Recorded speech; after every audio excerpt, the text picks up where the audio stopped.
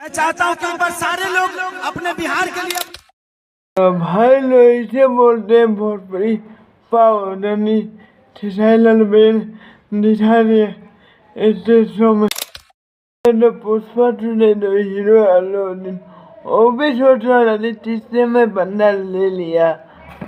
बता दो कि हम बिहारियों की अरे भाई ये तो होने था बिहार में आते लिया बिहारी तो बंदा तो ठेसाइलाल बेन ने दिया इन्हें नंदा।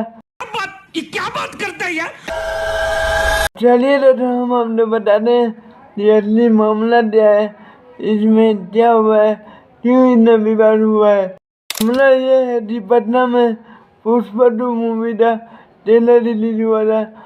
बिहार में आते तो इसी बात पे कई लोग बोल रहे थे बिहार में आते हिंदी मूवी रिलीज हुआ, किसी ने भी तो नहीं बोला। लाल यादव भैया ने निभाया बिहारियों द पावर। मोबाइल का लाइट जलाओ और बता दो कि हम बिहारियों की हाँ इसे बोलते भैया असली पावर। उनमें आए थे 6 लाख, इनमें 7 लाख लोग आए थे। जैसे अपनी फोन की टॉर्च चला रहे हैं हम लोग इसी में दे सकते हो अभी बहुत बड़ी पावर चलिए।